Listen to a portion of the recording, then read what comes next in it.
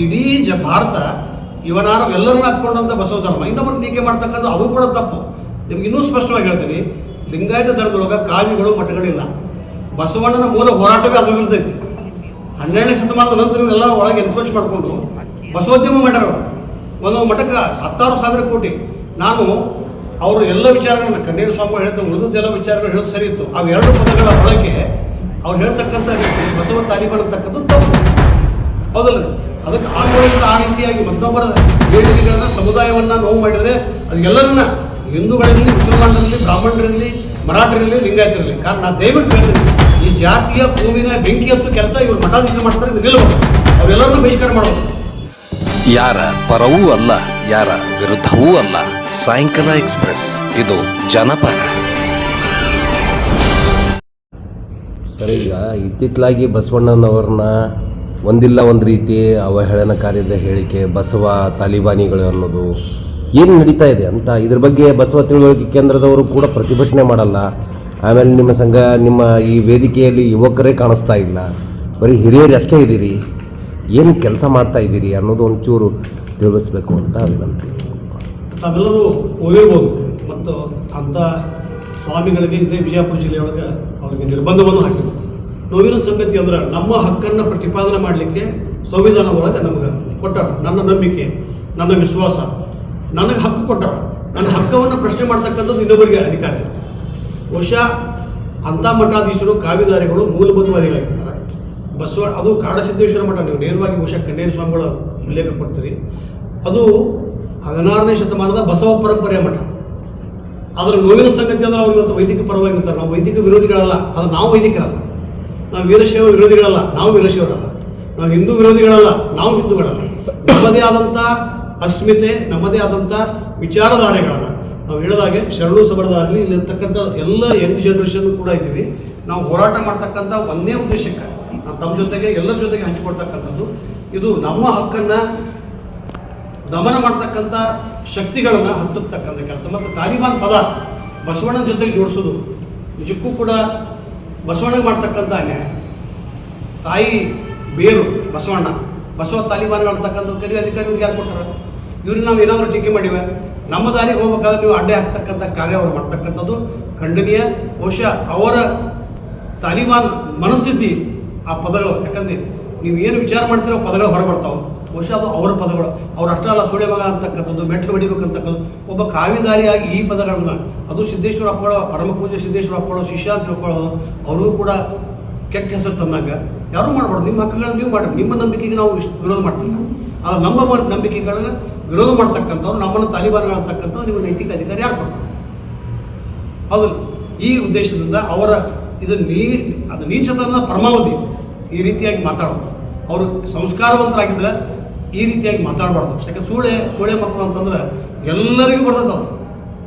ಅದು ಸೂಳೆಗೂ ಕೂಡ ಬಸವಣ್ಣನ ಕಾಲಕ್ಕೆ ಸೂಳೆ ಸಂಕವೇನು ಕೂಡ ಶರಣೆ ಮಾಡುವಂಥ ಉದಾಹರಣೆಗಳದಾವು. ಮತ್ತು ಇನ್ನು ಸೂಳೆ ಮಕ್ಕಳು ಅಂತಿಕೊಂಡು ಅದರ ಆಚೆಗೆ ಹೋಗಿ ಬೈತಕ್ಕಂಥ ಅದು ಸಂಸ್ಕಾರ ಅಲ್ಲ, ಅದು ಖಂಡನೀಯ ಅಂತಕ್ಕಂಥದ್ದು ವಿಷಯ ಅಲ್ಲ. ಈಗ ಅವ್ರು ಮಾತಾಡಿದ ತಪ್ಪು ಅಂತ ತಪ್ಪು. ಮತ್ತು ಏನಿವ ಬಸವ ಸಂಸ್ಕೃತಿದ ಏನೋ ಒಂದು ಕಾರ್ಯಕ್ರಮ ನಡೀತಾ ಇತ್ತು, ಅಲ್ಲಿ ಹಿಂದೂ ದೇವರುಗಳಿಗೆಲ್ಲ ಏನು ಬೇಕು ಮನಬಂದಂತೆ ಮಾತಾಡಿದ್ದಾರೆ. ಮತ್ತು ನೀವು ಅವ್ರ ವಿರೋಧಿಗಳಲ್ಲ ಅಂತೀವಿ. ಆದರೆ ವಿರೋಧಿಯಾಗಿ ಬರೀ ಈಗ ಅವರು ಒಂದು ಏನು ಈ ರೀತಿ ಹೇಳಿಕೆ ಕೊಟ್ಟರು, ಅವ್ರಿಗೆ ಅವರು ಮಾತಾಡಿದ್ರು, ಸಣ್ಣ ಮಾತಾಡಿದೆ ಅಂತ. ಆ ಮಟ್ಟಕ್ಕೆ ಅವ್ರು ಮಾತಾಡಿ, ಒಂದು ಸ್ವಾಮೀಜಿಗಳಾಗಿ ಆ ಮಟ್ಟಕ್ಕಾಗಿ ಅವ್ರು ಮಾತಾಡಬೇಕು ಅಂತಂದರೆ ಅಷ್ಟು ಹಿಂದೂ ದೇವರು ಬೈದಿದ್ದು, ಆ ಲಕ್ಷ್ಮೀ ದೇವಿಗೆ ಬೈದಿದ್ದು, ಇದೆಲ್ಲ ಎಷ್ಟು ಅವ್ರಿಗೆ ಕೇದಾಗಿರ್ಬೇಕು. ಕೇದಾಗಿ ಯಾರು ಪ್ರಾರಂಭ ಮಾಡಿದ್ದಾಗಿದ್ದು? Correct sir. ಇದು ಬಸವ ಅಭಿಯಾನಗಳು ನಡೆದಂಥ ಟೀಕೆ ಅಲ್ಲ, ಮೊದಲು ಟೀಕೆ ಮಾಡ್ಯಾರ ಸರ್. ಅದು ಖಂಡನೀಯ, ಅಕ್ಷಮ ಅಪರಾಧ. ನಾ ಹೇಳ್ತಾ ನಿಮ್ಮ ನಂಬಿಕೆಯನ್ನು ಪ್ರಶ್ನೆ. ನಾವು ಅಲ್ಲಿ ಮಂಗ ಬೇರೆ ಬೇರೆ ಪ್ರಾಣಿಗಳೊಳಗೆ ದೇವತ್ವ ಕಾಣ್ತಾರೆ, ನಮ್ಗೆ ವಿರೋಧ ಐತೆ ಅನ್ನೋದಕ್ಕೆ ಇಲ್ಲ. 12ನೇ ಶತಮಾನದೊಳಗೆ ವಚನಗಳು ಉಲ್ಲೇಖ ಐತಿ. ಅದರ ಸಂವಿಧಾನ ಬಂದ ಮೇಲೆ ತನ್ನದೇ ಆದಂಥ ಒಂದು ಸ್ಥಾನಮಾನ ಉಳಿಸ್ಕೊಂಡು ಅದು ಕೂಡ ಖಂಡನೀಯ ಸರ್. ಇನ್ನೊಬ್ಬರ ನಂಬಿಕೆಗಳನ್ನು ನೋವು ಮಾಡೋದು. ನಿಮಗೆ ಕೇಡಿಲ್ಲವಾಗಿ ಆನು ಒಲಿದಂತೆ ಹಾಡುವೇನೆ ಅಂತ Basavanna. I should not hurt your feelings. ನಿಮ್ಮ ಭಾವನೆಗಳನ್ನು ಹರ್ಟ್ ಮಾಡ್ತಕ್ಕಂಥದ್ದಲ್ಲ. ನಿಮಗೆ ನಿಮ್ಮ ದೇವರುಗಳು. ನಾವು ಇಡೀ ಭಾರತ ಇವನಾರು ಎಲ್ಲರನ್ನ ಹಾಕ್ಕೊಂಡಂಥ ಬಸವ ಧರ್ಮ ಇನ್ನೊಬ್ಬರು ಟೀಕೆ ಮಾಡ್ತಕ್ಕಂಥ ಅದು ಕೂಡ ತಪ್ಪು. ನಿಮ್ಗೆ ಇನ್ನೂ ಸ್ಪಷ್ಟವಾಗಿ ಹೇಳ್ತೀನಿ, ಲಿಂಗಾಯತ ಧರ್ಮದೊಳಗೆ ಕಾವ್ಯಗಳು ಮಠಗಳಿಲ್ಲ. ಬಸವಣ್ಣನ ಮೂಲ ಹೋರಾಟವೇ ಅದು ಇರ್ತೈತಿ. 12ನೇ ಶತಮಾನದ ನಂತರ ಇವರೆಲ್ಲ ಒಳಗೆ ಎನ್ಕ್ರೋಚ್ ಮಾಡಿಕೊಂಡು ಬಸವೋದ್ಯಮ ಮಾಡ್ಯಾರ. ಒಂದೊಂದು ಮಠಕ್ಕೆ 10,000 ಕೋಟಿ.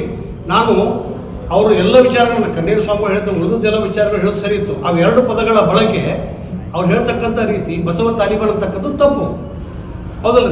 ಅದಕ್ಕೆ ಅದು ಕೂಡ ಅಷ್ಟೇ, ಇವರ ಅದ್ರ 10 ಪಟ್ಟು ತಪ್ಪದು. ಅವ್ರಿಗೂ ಕೂಡ ನಾವು ಖಂಡನೆ ಮಾಡ್ತೀವಿ, ವಿರೋಧ ಮಾಡ್ತೀವಿ. ಇದಕ್ಕೆ ಇದು ಮುಕ್ತ. ಅದಕ್ಕೆ ನಾವು ನಮ್ಮ ವೇದಿಕೆಯೊಳಗೆ ಯಾವ ಮಠಾಧೀಶರು ಕರೆಯಂಗಿಲ್ಲ. ಇದು ಬ್ರಹ್ಮಚಾರಿಗಳ ಮಠ ಅಲ್ಲ, ಇದು ಸತಿಪತಿಗಳಿಂದ ವಾದ ಭಕ್ತಿ ಹಿತೋಪದೇಶ ಗಂಡ ಇದ್ದು ಮದುವೆ ಮಾಡ್ರಂತಾರ.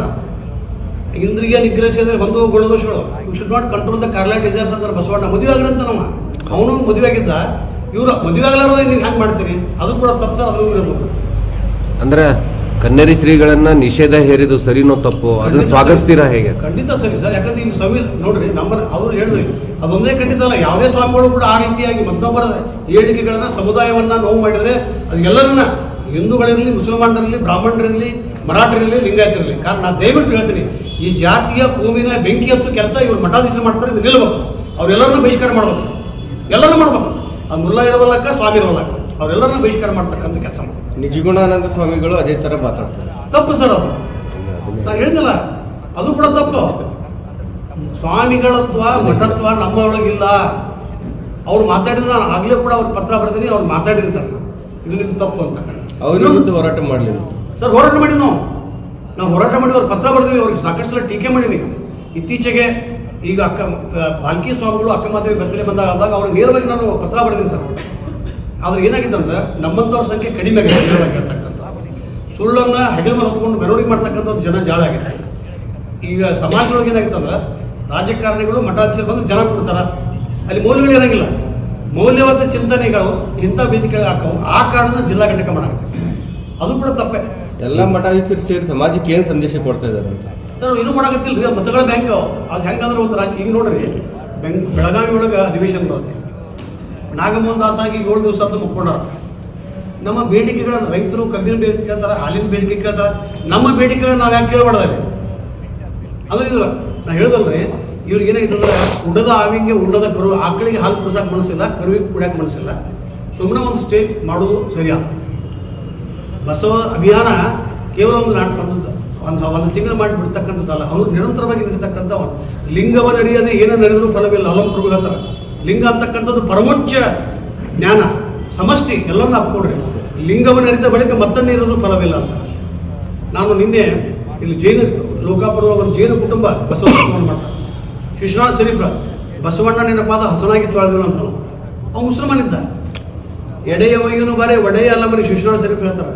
ಮರಾಠರು ವಿಶ್ವಕರ್ಮರು ಕೊಡೆಕಲ್ ಬಸವಣ್ಣ ನಡ್ಕೊಳ್ತಕ್ಕಂಥ ಮುಸಲ್ಮಾನರು ವಿಶ್ವಕರ್ಮ ನಡ್ಕೊಂತಾರ. ಆದ್ರೆ ಅವ ಲಿಂಗಾಯತ ಬಡಜಿಗ ಇದ್ದ. ಕಾರಣ ಬಸವ ತತ್ವ ನೋಡ್ಕೊಳ್ಳಿ. ಬಸವ ತತ್ವಕ್ಕೆ ಜಾತಿ ಧರ್ಮಗಳನ್ನು ಮೀರಿ ನಿಂತದ್ದು ನೋವಿನ ಸಂಗತಿ. ಅಂದ್ರೆ ಇದನ್ನು ಜಾತಿ ಮಾಡಾರ. ಅದಕ್ಕೆ ದೇವನೂರು ಮಾದೇವರು ಹೇಳ್ತಾರೆ, ಅಕ್ಷರ ಬಿದ್ದ ಎದೆಗೆ ಬಿದ್ದ ಅಕ್ಷರ ಅಂತಕ್ಕಂಥದ್ದು. ಧರ್ಮ ಲಿಂಗಾಯತ ಆದರೆ ಇದು ವಿಶ್ವದ ಶ್ರೇಷ್ಠ ಧರ್ಮ, ಜಾತಿ ಆದರೆ ಇದು ಕೊಳಚೆ ಅಂತ. ನಾವಿನ್ನೂ ಕೊಚ್ಚಿ ಒಳಗಿದ್ದೀವಿ, ನಮಗೆ ಗೊತ್ತಾಗಿಲ್ಲ. ಹಳಕಟ್ಟಿಯವರು ಮಾಡಿದಂಥ ಒಂದು ಕಾರ್ಯ. ನಾನು ಹಿಂದಕ್ಕೂ ಕೂಡ ಹಳಕಟ್ಟಿಯವರ ಹೆಸರೊಳಗೆ BLD ಅವರು ಮತ್ತು ಕರ್ನಾಟಕ ಸರ್ಕಾರ 1 ಲಕ್ಷ ರೂಪಾಯಿ ಬಹುಮಾನ ಅಥವಾ 2 ಲಕ್ಷ ಪಂಪ ಪ್ರಶಸ್ತಿ ಮಾತ್ರೊಳಗೆ ಪ್ರಶಸ್ತಿ ಇಡಬೇಕು ಅಂತ ಮನುಷ್ಯನ ಹೆಸರನ್ನು ನಾವು ಇಡಬೇಕು. ಇದು ಕೂಡ ನಮ್ಗೆ ಬೇಡಿಕೆ ಆಗೈತಿ.